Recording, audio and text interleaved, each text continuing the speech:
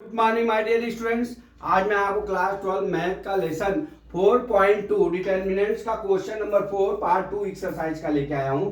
इसमें क्या दिया है, find equation of the line joining 3 1 and 9 3 using the determinants. ठीक है, तो हमने आपको वो एरिया ऑफ ट्रायंगल ज्ञात करने के लिए एक सूत्र बोला था, आपको बताया था delta is equal to half half half, यहाँ क्या होता है x1 y1 और क्या होता है 1 x2 y2 1 और यहाँ क्या होता है x3 y3, यहाँ पे 1 इज इक्वल टू क्वार्नर है तो 0 हो जाएगा।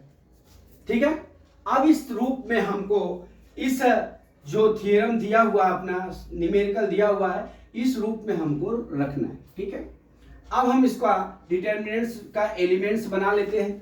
तो क्या हो जाएगा, delta is equal to half half क्या हो जाएगा यहाँ पे 3 1 1 देखिए 9 3 1।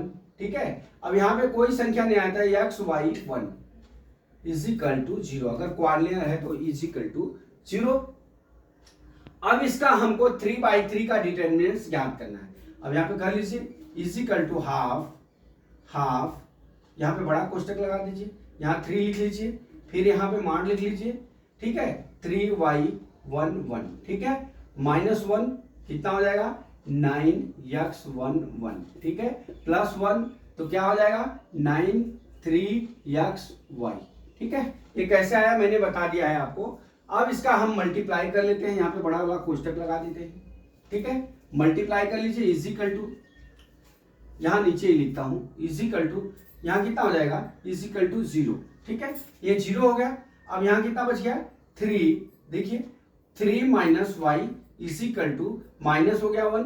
ठीक है, 1 यहाँ कितना हो जाएगा 9 माइनस एक्स हो गया। अब यहाँ क्या हो जाएगा +1, यहाँ कितना हो जाएगा 9y minus 3x is equal to कितना हो गया हमारा 0।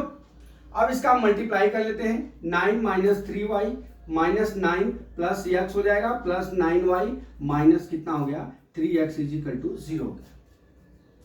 9 माइनस 9 कितना हो गया प्लस हो गया। अब यहाँ देखिए -3y और 9y कितना हो जाएगा हमारा 3y और 9y कितना हो जाएगा हमारा 6y हो जाएगा 6y हो जाएगा। ये x में से माइनस जाएगा तो कितना हो जाएगा यहाँ पे 2x हो जाएगा। ठीक है, इज इक्वल टू 0 हो गया। ठीक, अब हम क्या करते हैं, देखिए यहाँ पे अब इसको हम क्या लिख सकते हैं 6y लिखिए आप यहाँ पे। ठीक, अब यहाँ पे कितना हो जाएगा 6y। अब क्या करिए आप इसको -2x इज इक्वल टू 0 है। अब इसको देखिए इसमें 2 से डिवाइड कर लेते हैं। ठीक है, उस साइड लेके जाते हैं तो यहाँ कितना हो जाएगा देखिए -2x is equal to -6y हो जाएगा। हाँ, x इज इक्वल टू कितना हो जाएगा हमारा 3y हो जाएगा।